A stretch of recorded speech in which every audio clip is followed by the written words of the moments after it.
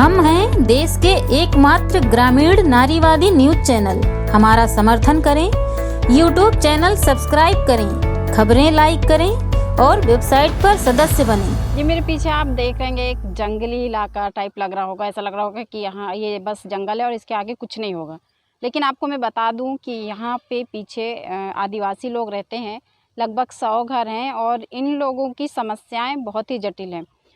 इतने साल बाद भी आज़ादी के इनके पास ना घर है, ना किसी तरह की कोई सुविधा है, क्योंकि ये जिस ज़मीन में रहते हैं, इस ज़मीन का मालिक इनको यहाँ पे क्रेशर में काम करने के लिए, मज़दूरी करने के लिए आज से लगभग 200 साल पहले लेकर आए थे और उसके बाद से वो यहाँ से इनको छोड़ के चले गए। जिन लोगों ने अपना कब्ज़ा जमा रखा है वो इनको यहाँ पे किसी भी तरह की सुविधाएं नहीं लेने देते। लोगों ने बताया कि हम सरकार प्रशासन से कई बार मांग कर चुके, कर भी चित्र जा कर के हमने एसडीएम को कई बार ज्ञापन दिया, डीएम को ज्ञापन दिया, लेकिन उसके बाद भी हमारी कोई सुनवाई नहीं हुई।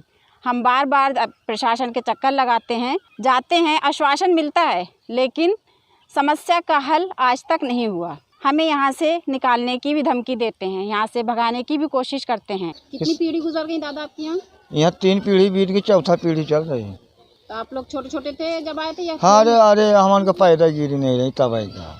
यहीं पैदा हुए? हाँ, आप यहीं पैदा की। नारा खीरी सब हम लोगों के यही है, नारा खीरी सब यही है हम लोगों का। नाम है दादा आपका?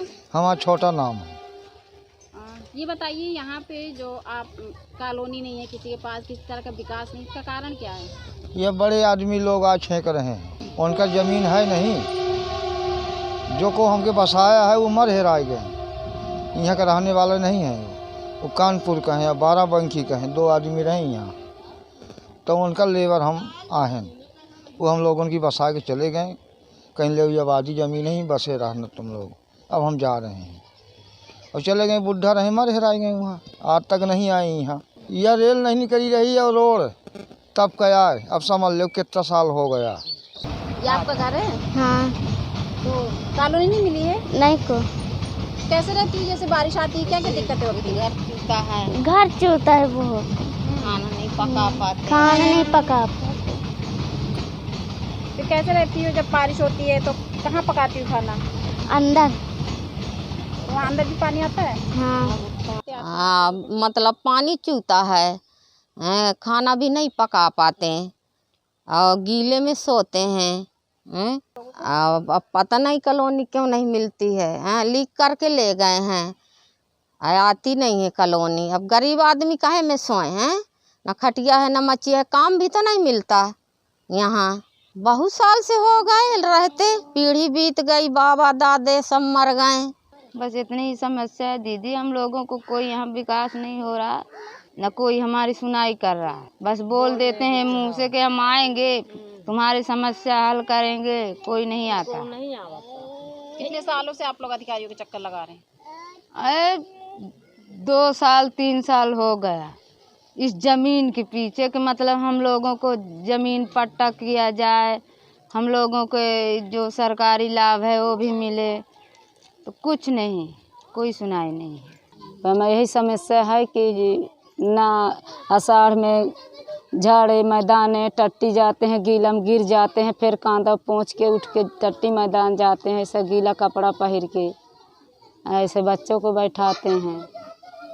ना कभी कुछ विकास मिला ना कुछ मिला। क्यों नहीं मिलता आप लोगों को विकास? मालूम नहीं कि कौन कह रहा कि नहीं मिलेंगे, कुछ मालिक तरफ मिले हैं, कुछ हमारे तरफ मिले हैं। ज़मीन के हम लड़ते हैं और कुछ मालिक तरफ बोलते हैं, कुछ हमारे तरफ बोलते हैं, दोनों का मिलाई करके इधर उधर घुमा रहे हैं।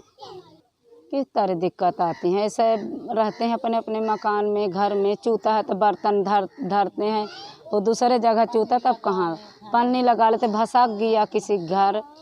प्रकरण चल रहा है कोल आदिवासियों का, जो खजांची की दफाई है।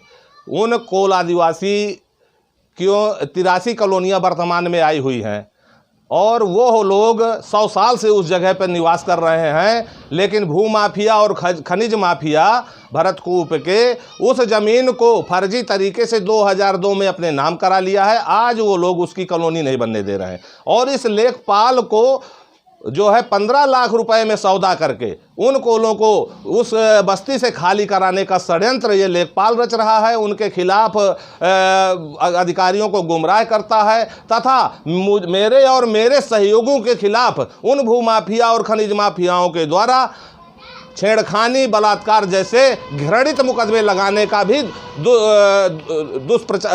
दुस्साहस किया जा रहा है।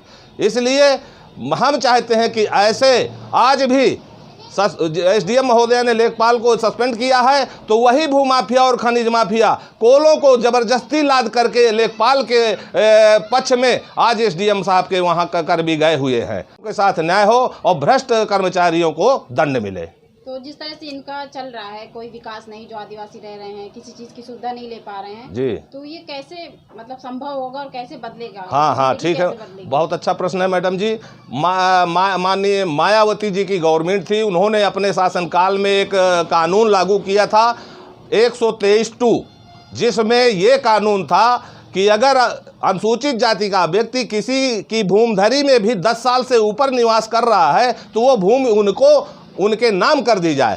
लेकिन उस समय इन भूमाफियाओं के प्रभाव से और अधिकारियों के जो है उससे क्या कहते हैं अनसुनी करने के कारण उनको ये लाभ नहीं मिला, जबकि वो गरीब उस लाभ के पोषित हो चुके हैं।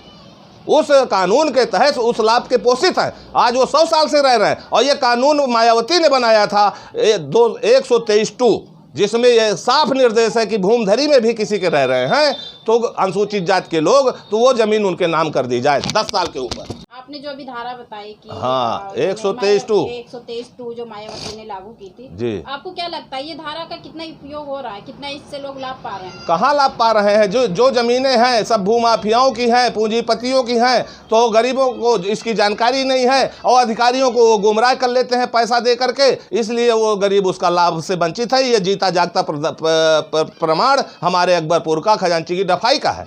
ना तो जो है घर बना पा रहे हैं, ना बिजली इनके यहाँ लगने पा रही है, ना सड़क बनने पा रही है। सारे लोग अभी भी गुलाम है और शासन प्रशासन अंधा आंख मूंदे बैठा हुआ है। कोई इनकी पैरवी करने वाला नहीं था। इसके पहले यही प्रधान हुआ करते थे और यही जो है भूमाफिया थे, तो इनकी कौन पैरवी करे? इस बार मैं हुआ हूँ तो गरीबों की आवाज़ उठा रहा हूँ। सर जी, वो अकबरपुर ग्राम पंचायत है जी, यहाँ पे एक ढपाई है जो खजांची का बस्ती बोलते हैं उसको, आदिवासी बस्ती। ठीक है, बाकी बात समझ रहा हूँ, बताइए। जी, तो वहाँ पे कोई विकास नहीं हो पाता है। जैसे अगर कॉलोनी अभी पास हुई तो वो नहीं बन पाती हैं, बिजली आई तो वो नहीं हो पाता है, तो काफी समस्याएं हैं उन लोगों को और बहुत दफा ज्ञापन भी दिया है। थोड़ा सा प्रयास कीजिए आप लोग जाके उनसे, जो वहाँ रहते हैं व्यक्ति जी, थोड़ा उनको मोटिवेट कीजिए, समझाइए कि भाई आपके लिए जो चीजें आई है सरकार से आप उसको क्यों नहीं स्वीकार कर रहे हैं। हम लोग प्रयास कर चुके हैं, वो लोग नहीं मानते हैं। हमारा प्रयास करना उनको लगता होगा शायद ये अपने लाभ के लिए बोल रहे हैं। ये तो वही बताएंगे जिनको चाहिए और जिनको लेना है वही बताएंगे आपको क्यों नहीं ले रहे हैं। ना कहते हम जाएंगे ही नहीं छोड़ के यहाँ। अच्छा, तो क्या उनको दूसरी जगह दी जा रही है? दी जा रही, लेते नहीं है तो क्या किया जाए। तहसीलदार बोल रहा हूँ मैं, काम के लिए बल प्रयोग तो नहीं किया जा सकता मैं। खबर लहरिया, आपकी खबर आपकी भाषा।